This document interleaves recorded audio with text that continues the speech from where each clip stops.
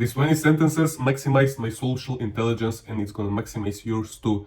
So I'm gonna read every single one of these sentences to you and I'm gonna explain them. The first is, to solve any issue quickly, be soft on the person and hard on the problem. So I'm gonna give you an example. This is beautifully explained. So let's say the problem is teenagers being lonely in today's world. So it's not your fault. Like, we live in so much fucked up world that, you know, all these girls are scrolling to TikTok and seeing all these millionaires' lifestyles and they want to be flying out to Dubai and, you know, they all want to just get out of bed and go straight in their pool villa and be driving around in their boyfriend's Lamborghini. But it's not realistic, bro. These girls have fucked up brains and they just want to be rewarded like crazy, like they're some kind of princesses. But they're not realistic. It's not realistic for you to be, you know, 20-year-old self-made millionaire in today's world. I mean, people like that are literally 0.001%. You know, we know a couple of them. 𝐖𝐚𝐭𝐜𝐡, Hamza, Luke Belmer, and some of these people, you know.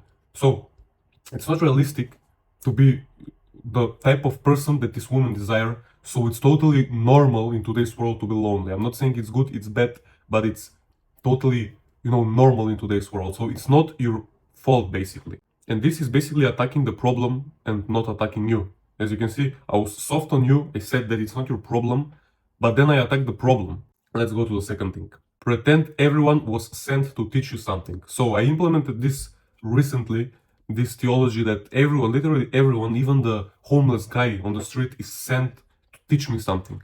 And you know the story that this guy who is alcoholic father, he had two sons. So the father is alcoholic, one son goes and becomes alcoholic, and the second son goes and becomes a doctor. First they ask the alcoholic, why did you become alcoholic? And the first son goes, well, because my father was an alcoholic. And then they go to the doctor and ask him, like, why did you become a doctor? And he was like, because my father was an alcoholic. You can literally meet any person on the street today, and he can be even a billionaire or a homeless guy, and you can learn something from both of these guys. You also need to hear to what they say and connect things. Sometimes they will say things that don't make sense, but after you connect the things in your head, it will basically make sense. The third thing, this is kind of a formula. It says pause in speaking plus eye contact equals confidence. So if you're speaking and if you try to speak, you know, fast, but you shatter and you do all these things, you do all these mistakes, and you know, I'm trying to speak fast right now, but as you can see, I'm shattering because my language is not my mother language, and I'm trying my best, but it's not going very well. Breathe, calm down. I noticed myself to this day, like, falling for this trap. I try to speak very fast, and then I end up saying blah blah blah blah, blah, you know. Just pause, make eye contact firstly, breathe, slow down your speaking, and you will end up speaking so much better than if you try to speak like this, you know, very fast. See, that's what this sentence is trying to teach you. So calm down. The fourth is make people feel important with the 𝐓𝐡𝐢𝐬 method. Seen, heard, remembered. To make people feel important, try to remember their name. Try to, you know, again, eye contact, speak to them, remember their name, listen to them also, don't just speak, but listen, and they will feel important. Next thing, a person's favorite sound is their name, so remember it. I don't even have to explain this, so always remember a person's name. I was very bad at remembering people's names, but then a good tip for you is when you meet somebody. You know, we all make this mistake. When we meet somebody, we go, let's say, for the handshake, and we're like, so my name is Philip, and I'm like, oh, hello, Philip, and you're gonna shake them.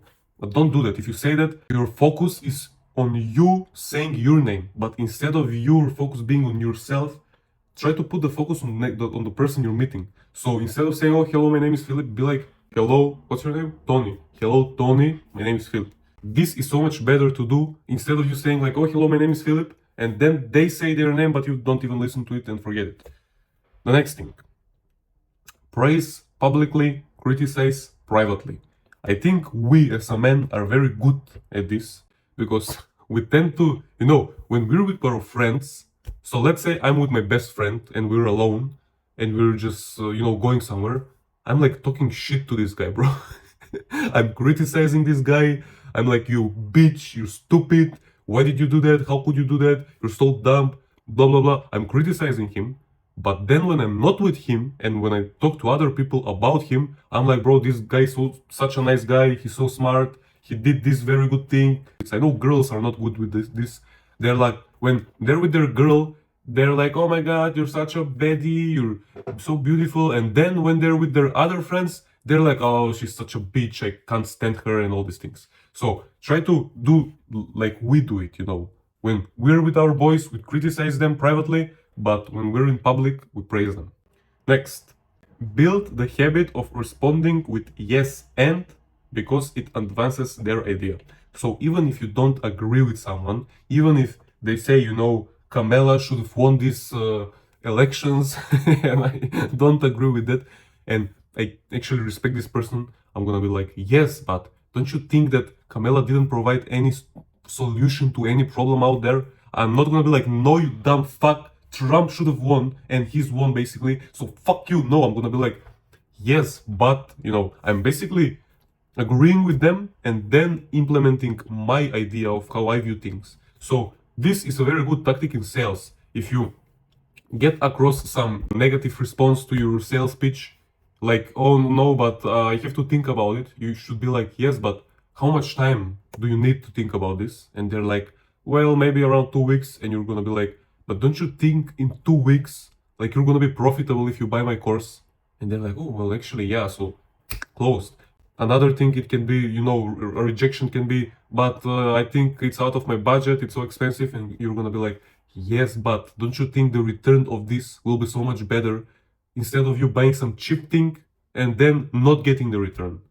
Bam, closed. So you can always put out your ideas by saying yes and, instead of arguing. Basically, you'll be like, no, listen to me, you're not correct, I am correct, you're wrong.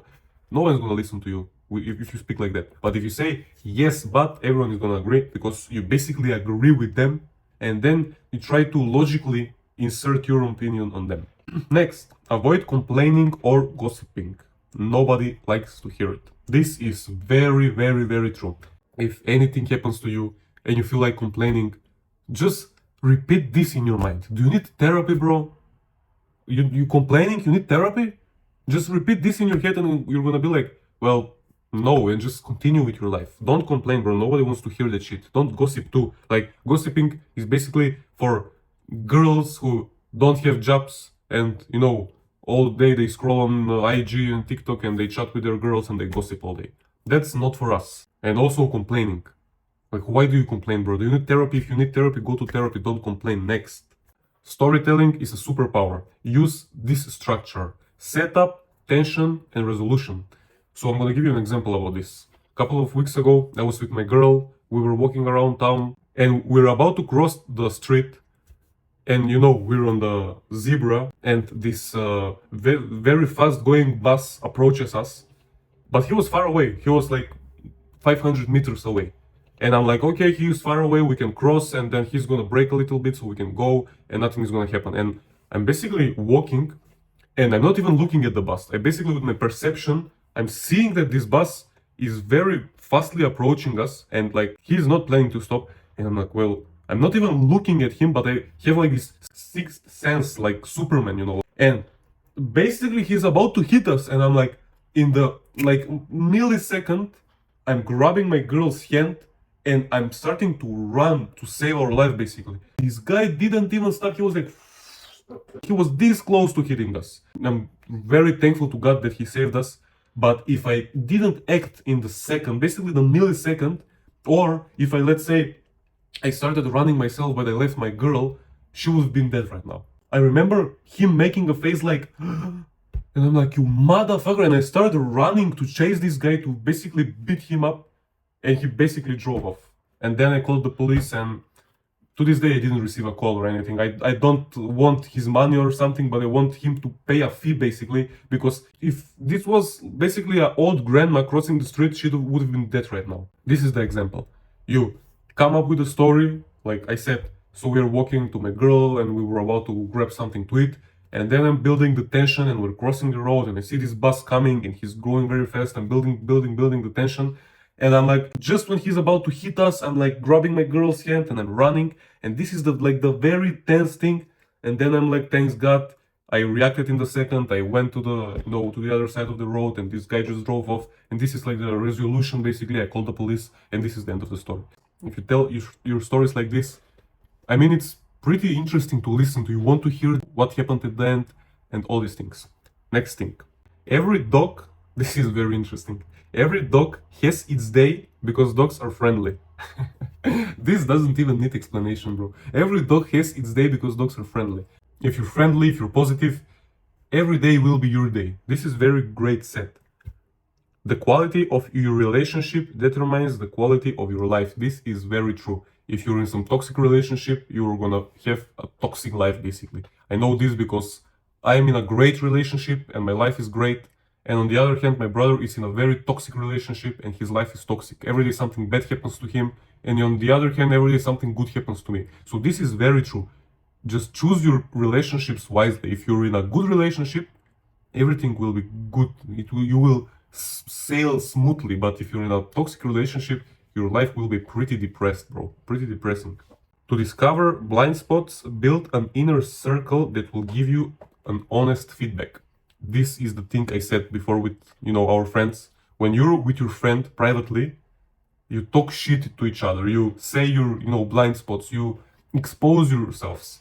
But then when you're out in public, you praise yourselves. If your people in the inner circle love you, they will tell you your blind spots. They will tell you your shortcomings. If they're, if they want to be fake friends, they will tell you, no, everything is great. You're great the way you are. That's bullshit. Everyone has like shortcomings. And if your friends are true friends, they will hit them in your face, So the next thing, normalize I don't know anything about that yet as a successful answer. This is a very good thing to practice because this is so much better than pretending to know something, but then you fuck things up. I always do this. So I'm working with clients. I basically heal them. And if someone with some disease that I'm not sure about comes and he's like, well, what should I do about this? Should I do this? And I don't actually know what to say to him. I'm like, I'm not really sure. I don't want to lie to you. I don't actually have expertise in that, that field right now. So it's better for you to, ask someone else either or search it, on the internet. But I don't want to give you false information. And it's so much better to say this instead of pretending like you know everything and just giving people false information. So do this. Record and study your speaking like an athlete watching game film. This is very true. Andrew Tate said that like all these people, like 50-year-olds asking him, but how do you talk so good, bro? When you talk, everyone listens. And they're like, it's not about practice. If it was about practice, you would have been better than me because you're like 15 years older than me. So you've been talking 50 years longer than I am. He's basically 35, 36, I don't know, 37. And if the other guy is like 50, he had like 14 or 15 or 13 years more time to talk. And he was practicing more, but it's not about that. It's about, actually, like myself, for example, I'm recording this video right now.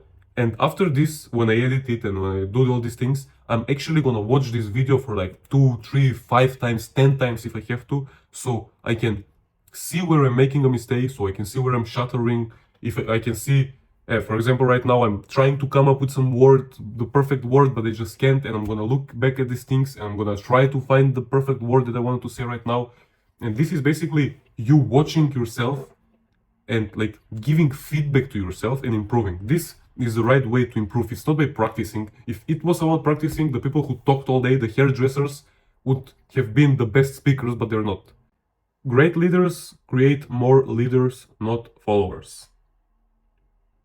Now, this is very interesting because I agree with this point, but because I don't really see myself as a leader yet, you know what? I'm not really informed on this topic and I'm not going to give you false information on this. I agree with this, but because I don't consider myself a great leader yet, I'm not going to give you any information on this. And I'm going to end the video here. Bye.